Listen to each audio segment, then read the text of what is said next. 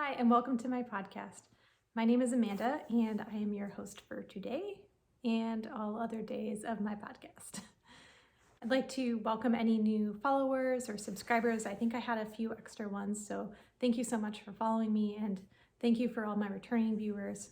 It really does mean a lot to me that you all are, on this journey with me to talk about fiber and knitting and all the other related things. So with that, I will go ahead and get started. I actually don't have a ton to show, which is kind of why I've been procrastinating releasing a podcast, because I've been traveling and I've been busy with some other things. So my finished objects just aren't there this month, but we're going to go ahead and press on because I do have a couple finished objects and I've been spinning a ton. So with that, I'll go ahead and talk about what I'm wearing. I am wearing my Bramble sweater. I showed this on my last podcast because I had just finished it. But since then, I have been wearing it pretty frequently. As you can see, the fit is really great on it. I'm not going to stand up because I have sweatpants on, but I've debated whether or not to go back and rip out the neckline here because it was sticking up a little bit, which it still kind of is doing. It's flaring out. But the more I wash it, the more it seems to be fitting a little bit better around the neckline. So I'm just going to go ahead and press forward with it and not rip it out for now. My first finished object I want to share with you is a baby blanket. So this is Henry's blanket, and it is by Sara Elizabeth Kellner.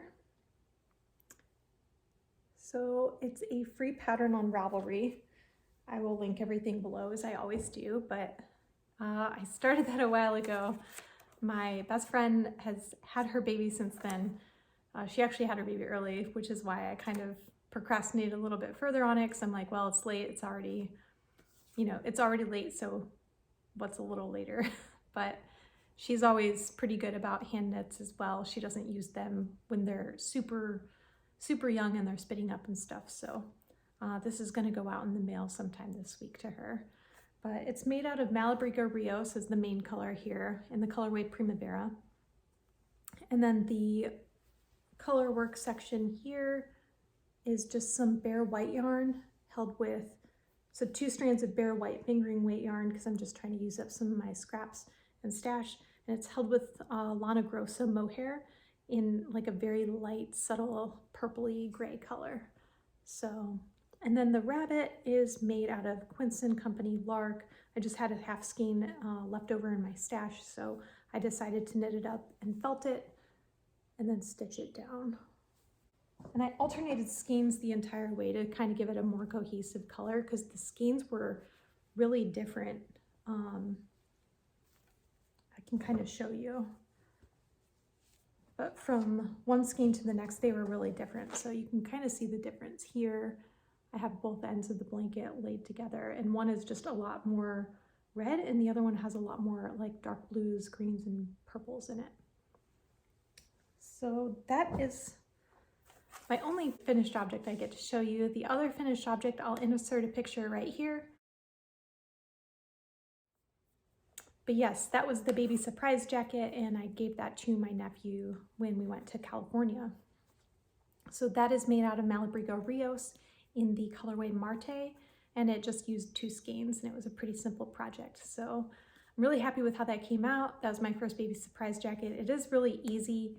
I think the directions in the opinionated knitter book for me were challenging, so I ended up just purchasing the pattern separately, and that had a lot more hand holding to it. Not that I really need a ton of hand holding, but sometimes it's just nice when you're working on a somewhat easy pattern to have row by row instructions. So those are my only 2 finished objects that I have to show you for the month. So my first project I want to share with you is the Doocot sweater by Kate Davies. So it's not super far along. I'm just working on the yoke and the raglan increases right now, but it is made, I'm knitting it in this, I think it's a 50-50 Gotland Romney blend, or it might just be organic wools. I know that she had 2 different variations of this year to year. So that was my first project. I just wanted something really simple that was just stockinette stitch that I didn't have to worry a whole lot about. So I casted that on. And And then my next whip I want to talk about is my Damjakka Loppa. So I made a ton of progress on this when I went out to California. So I got done with the body, and then I finished the button band last night actually. And then I just have to do the sleeves. So I finally picked up and I'm going to start on those this week. I'm hoping I can get this done by the next podcast. And then the last thing that I'm going to do is steek, but I need to get a felting needle because I broke mine when I was steeking the armholes on this sweater. So that's my progress on that. The yarn I used was Fiber Company for the main green and white yarns. I think it was the Cumbria Light, which is a fingering weight. And then the color work up top, you have the dark color here, which was a Tukuwool. And then these two pinkish colors and the blue color here were Jamison, Spindrift, and I think this lavender color might have been like Knit 1 Purl 2 or something like that. But everything is on my Ravelry page, and if you don't have access to Ravelry, just message me and I can get you all the colorways and all the in-depth details on it. So that is my Damjakka Loppa. The last thing I'd like to share in terms of whips is my Lily sweater. So I actually think this is why I don't have a lot to share, is because I've been working heavily on this and it just takes a long time to get a row done. So this is my Lily, I'm losing stitches, my Lily sweater, and that's how far I've gotten since the last podcast. I think the last time I showed it, I was just done with the ribbing. I don't even know if I'd started the color work. If I did, it wasn't very far in. But yeah, so I'm about almost done with the body. I think I'm close to the armholes. I'm actually inserting a separate pattern up here to add a little bit of extra length because I do have a long torso. So the details for that are also in my Ravelry, but I found a pattern or a chart from another knitter who had made this pattern, and she had replaced this whole section with it. So I'm just replacing a tiny stripe that's supposed to go in here with, you know, a larger chart to get a little extra length. So I'm using all the same colors that the pattern calls for. I'm just using this Rowan Felted Tweed, which has wool, alpaca, viscose, and that appears to be it. So it's a nice yarn. It's nice to knit with. It does shed quite a bit, so I'm looking forward to the day I get to wash it and hopefully get some of that sticking together a little bit better. But I don't know if I'll have this done or not by next podcast. I have been working really hard on it, but I'm also kind of trying to work on other projects to not burn myself out. I've been watching a lot of Olympics lately, and that distracts me a little bit while I'm trying to knit these charts. So I guess we'll see if I get it done. So yeah, the first skein I would like to share is this Hillside Farms blend in wool, cormo, and thin wool. It's a really lovely blend. It's very soft and it was very easy to spin up. So I just did a 2-ply. You can kind of see there. Yeah, and I'm really happy with the yardage I got and how it spun up. It would make a really nice next to skin product. So that is my first skein. And I haven't measured yardage yet, so I'm not really sure what I got. I measure after I wash because I do notice some pretty significant shrinkage on some of the skeins that, you know, have a higher crimp value to them. And then my second skein is this one. So this is Sweet Treats by Wound Up Fiber Art. It's a superwash merino wool. So lots of different colors. I did a 3-ply on this one.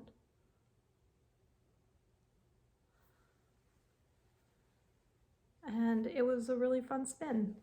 It kind of reminds me of like the conversation hearts by, you know, Brock's that you get for Valentine's Day. So yeah, that was a fun spin.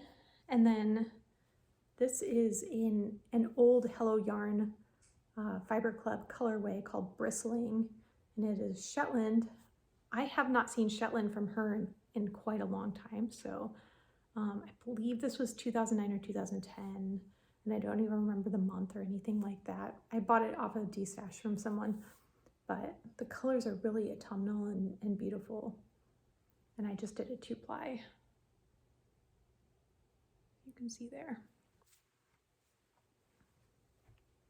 Then the next one is from Wee Chickadee. So this is a 3-ply that I did, and I was really nervous after I did 3-ply. I was like, what was I thinking not doing a chain ply?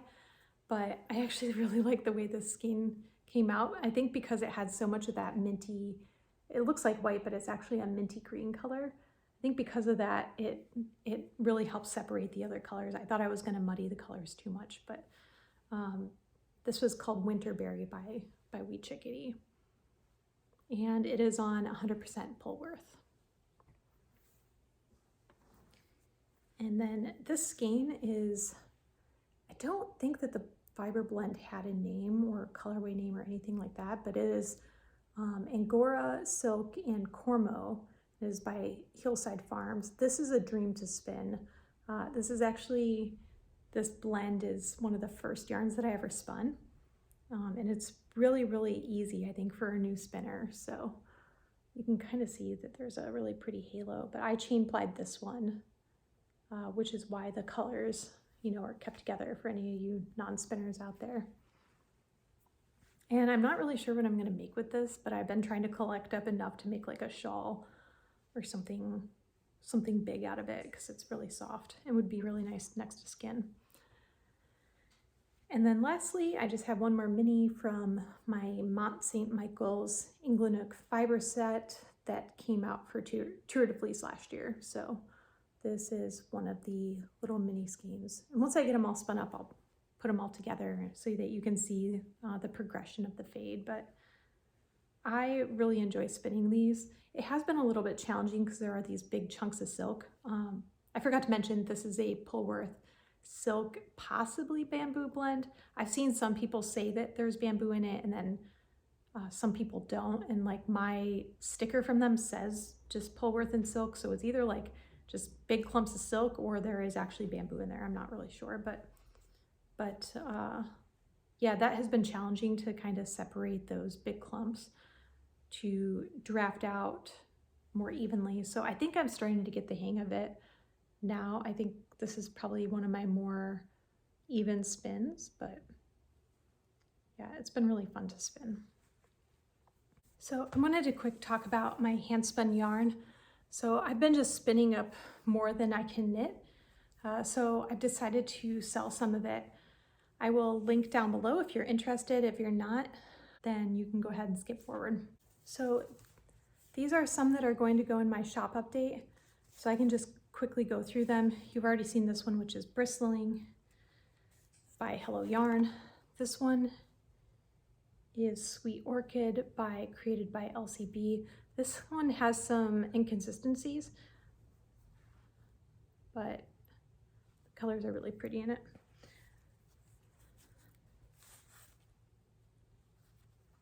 This one is just a fiber blend by Crafty Jacks, who's a Canadian dyer. It's Firestar, Polworth silk, and silk noils. This one is 100% BFL. This is by Into the Whirl. And that's a 2-ply. All the details are going to be on the website and on the listings specifically for what type of fiber it is.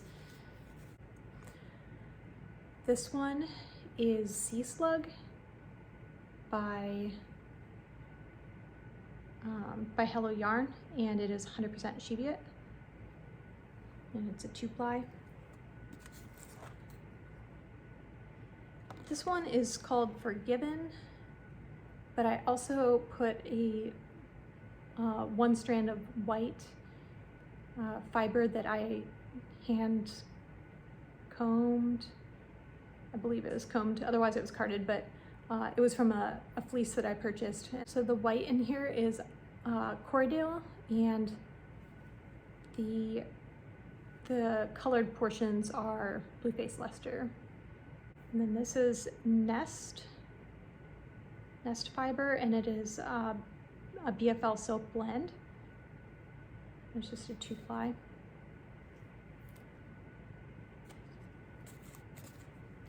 This is Three Waters Farm, and the colorway is Spring Faster, and it is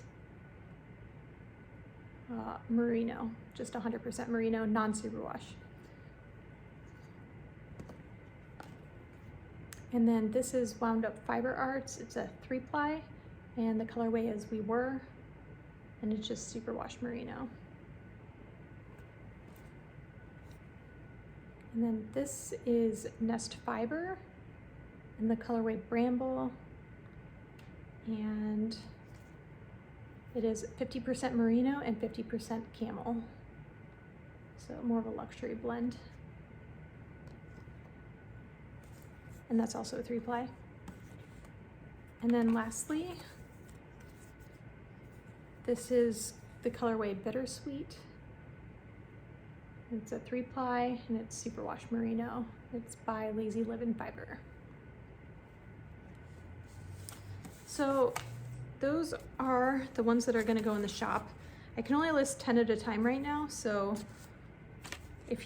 I'll post a picture to my Instagram for what's going to go in the shop first, and then, you know, if I get sales, then as I get them, I will list new items to take those places. So I'll probably do 2 separate updates if I end up selling some handspun in my first listing. But I just thought if I'm not going to use it, hopefully somebody can get some love and use out of it. So I just enjoy spinning it. That is the soon-to-be shop update. So that kind of wraps up everything that I have to show for today. It's kind of a short podcast, and I'm sorry about that, but I figured better sooner than later and having too much to show. The last thing I want to talk about is a knit along that I want to host.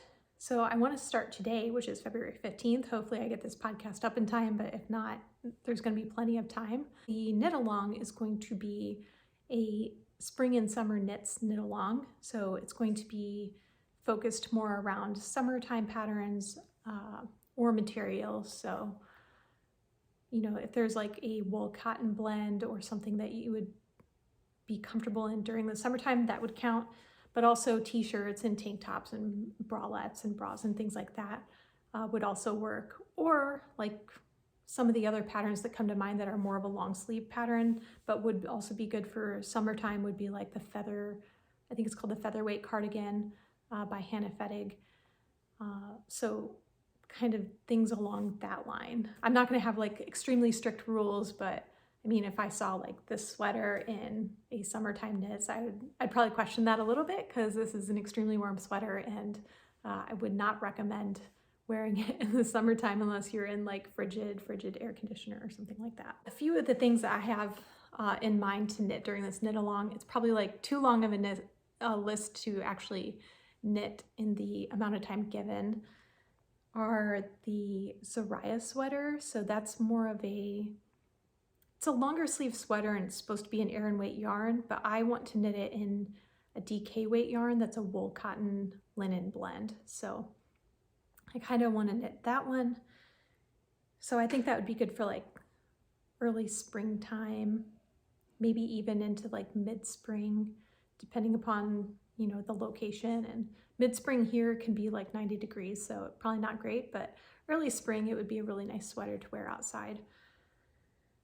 The Edda tee, which is a really beautiful, it's pretty simple tee, but it has like these really beautiful eyelet designs around the yoke, and that's by Allison Green. I'd really like to knit that one. I saw it last year, and it was towards the end of summer, so I've held off on it, but I would like to make that one. And then the Kutar tee by Sara Nordland, that is like a lacy yoke tee that I would like to make out of some Malabrigo. It's like this new linen yarn that they have that I really like. The Tin Roof by Yamagara Knits. And that one would be really good for scraps. And so it's vertically knit, it looks like, vertical stripes, and then there's some horizontal stripes around the waist. I saw Amy Palco had that on in one of her earlier podcasts, and I really loved her colorways. So I have some kind of scrappy skeins of yarn from leftover from other projects that I would like to make that t-shirt with. The camisole number 4 by My Favorite Things. That's such a beautiful tank top. I would really like to make that. And then the olive top is also really pretty by Knitting for Olive. That's an all over lace design. The pattern is cropped, but I just wouldn't wear cropped personally, so I'd probably make a, hip length. And then the Toledo top, I didn't write down the designer's name, but I'll link it down. I'll link all these down below or put my ideas out there.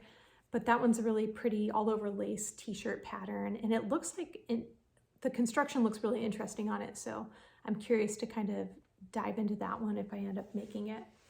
And then of course I have like my favorite summertime knits, which are the Breezeway tee. I've made 2 of those last year, but I would like to make a couple more. And there is a kind of a mock turtleneck designed by Witre, W-I-T-R-E. I think they're a Norwegian company, but I made one of those out of a wool cotton sandnes garn yarn, and I would like to make several more of those as well, because it's a really beautiful fit. It looks great on everybody that I have seen it on in the patterns or people that have knit it. Yeah, so those are kind of my ideas. I don't think I'm going to make all of those, but those are the ones that are kind of exciting me right now and are enticing me to think more about spring and summertime knits. Because spring and summer are so long around here, I've wanted to make a lot more of those types of knits to have a more wearable wardrobe in the summertime. I have a ton of sweaters and I do get use out of them in the winter here, but I don't think a lot of people think of knitwear as something that can be worn in spring or summer. So I kind of want to challenge that idea and bring more knitwear into my summer wardrobe. So with that, I think I'm just going to leave it here. The knit along is primarily going to be run using Instagram, and I will link the hashtag down below, but I think it's going to be, I'm going to call it YAB Summer Mal 2022. And that way it is inclusive of other crafts as well, such as crochet, because there's some amazing crochet swimsuits and tank tops out there and t-shirts. So go ahead and join, and I will keep track of the hashtags on Instagram for all of you that want to participate. And lastly, any whips can also be included into this. I'm not going to be like super hardcore about percentages or things like that. So hopefully my Lily will be my first item underneath that hashtag. And then hopefully I can also be motivated to finish one of my whips. I think I've talked about it in the past, but it's like a V-neck wrap whip that I just had to rip out like 8 inches of it. So I haven't touched it since then because I'm a little bit disappointed, but hopefully that one can also be entered in once I finish it. So whips are included. Go ahead and use that hashtag. Again, YAB Summer Mal 2022. And I look forward to seeing all your projects and getting some inspiration probably. With that, I will leave it there. Thank you so much for tuning in, and until next time, enjoy your crafting. Bye.